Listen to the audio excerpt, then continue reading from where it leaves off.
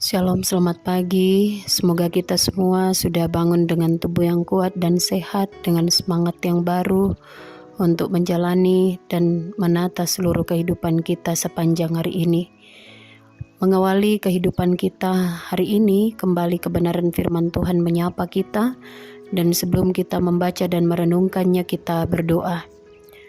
Ya Bapa, terima kasih untuk hidup anugerah-Mu. Kami telah dibangunkan dari peristirahatan kami dengan tubuh yang kuat dan sehat dan semangat yang baru. Kami percaya sepanjang hari ini Tuhan ada bersama dengan kami, tidak akan meninggalkan kami, sehingga kami berjalan dengan aman dan hidup di dalam keselamatan.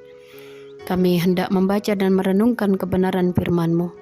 Tolong kami ya Tuhan untuk mengerti dan memahaminya, lalu melakukannya di dalam kehidupan ini. Ampuni kami, di dalam nama Tuhan Yesus kami berdoa. Amin. Kebenaran firman Tuhan pagi ini dari Roma pasal 12 ayat pertama dan ayat yang kedua. Firman Tuhan berkata demikian.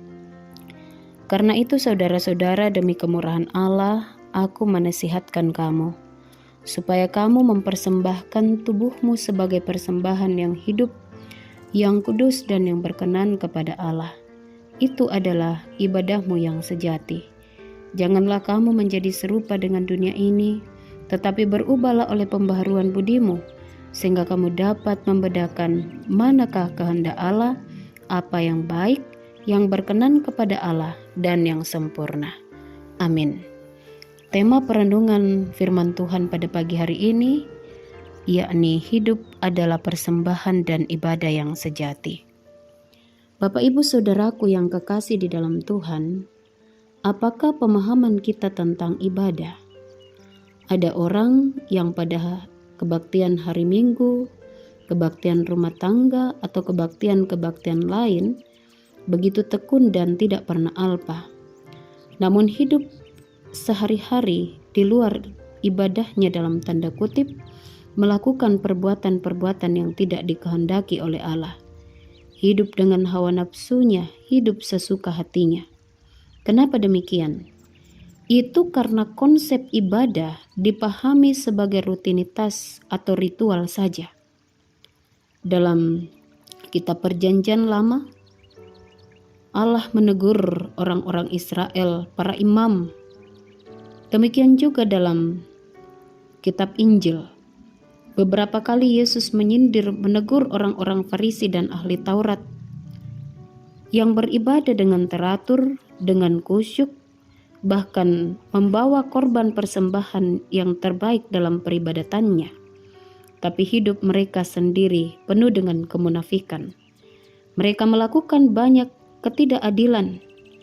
Mereka melakukan banyak pelanggaran-pelanggaran. Hati dan hidup mereka jauh dari kehendak Tuhan. Nah, dalam bacaan kita saat ini Paulus mengingatkan bahwa sebagai orang-orang beriman yang sudah ditebus, diselamatkan di dalam Yesus Kristus, ibadah kita adalah kehidupan kita. Korban persembahan yang berupa hewan yang sangat penting bagi orang Yahudi untuk menyenangkan hati Allah tidak lagi perlu, sebab persembahan yang sesungguhnya adalah kehidupan kita, diri kita sendiri sebagai persembahan yang hidup di hadapan Allah. Allah tidak menghendaki ibadah hanya sekedar rutinitas belaka, tetapi bagaimana hidup kita dipersembahkan untuk kemuliaan namanya. Tentu Bapak Ibu Saudaraku, ketika kita berbicara tentang persembahan, maka kita selalu memberi yang terbaik dari yang ada pada kita untuk kemuliaan bagi nama Tuhan, yang dilandasi dengan motivasi yang benar, bagaimana kita merasakan, merenungkan, dan menghayati kasih dan kebaikan Tuhan yang sungguh luar biasa di dalam kehidupan ini. Perlu dipahami bahwa hidup keseharian kita sesungguhnya menjadi tempat di mana aplikasi dari kebaktian-kebaktian rutin kita dinyatakan, sehingga orang tidak dapat membedakan antara kebaktian secara rutinitas dan juga kebaktian atau ibadah melalui kehidupan sehari-hari. Sebab sama-sama saling terkait. Kebaktian-kebaktian rutin itu seharusnya memberikan dampak yang baik bagi kehidupan kita setiap hari. Sehingga hidup ini sesungguhnya adalah ibadah. Jika demikian, ketika hidup ini adalah persembahan dan ibadah yang sejati, semestinya kita punya kendali diri. Jadi tidak hidup mengikuti keinginan hati kita, hawa nafsu kita, semaunya kita saja. Kita mesti punya kendali diri.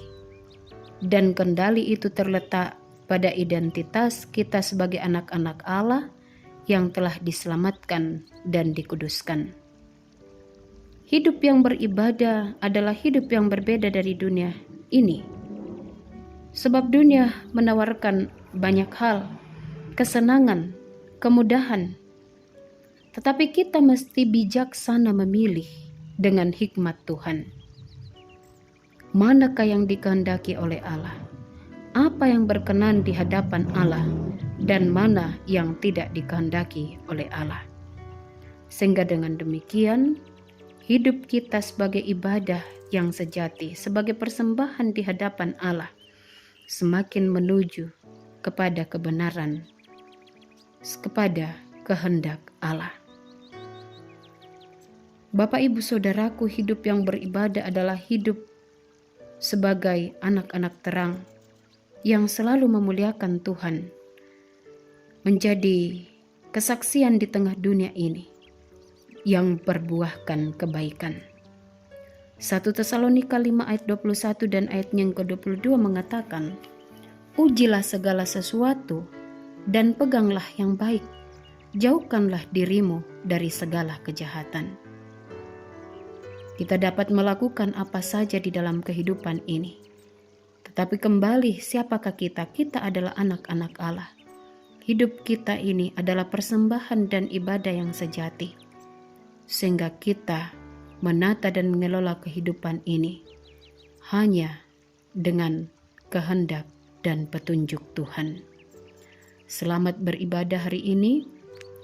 Kiranya kehidupan kita sepanjang hari ini menjadi hidup yang memuliakan Tuhan, menjadi hidup yang sesuai dengan kehendak Tuhan. Persembahkan tubuhmu dan hidupmu sebagai ibadah yang sejati. Tuhan memberkati. Mari berdoa. Terima kasih Tuhan, ketika kebenaran firman-Mu kembali menyapa kehidupan kami. Berkati kehidupan kami, supaya kami mampu membangun hidup ini sebagai ibadah yang sejati, sebagai persembahan yang hidup di hadapan-Mu. Sekalipun kami harus menghadapi banyak tantangan dan ada banyak tawaran di tengah dunia, tetapi kami mau mendahulukan kehendak Tuhan, hidup sesuai dengan kehendak Tuhan, sehingga hidup kami menjadi hidup yang diberkati, membangun kesaksian, menjadi berkat bagi sesama, mulai dari cara berpikir, tutur kata, dan tingkah laku kami, tindakan-tindakan kami setiap hari. Terima kasih Bapa, tuntun kami dengan kuasa Roh Kudus-Mu. Di dalam nama Tuhan Yesus kami berdoa. Amin.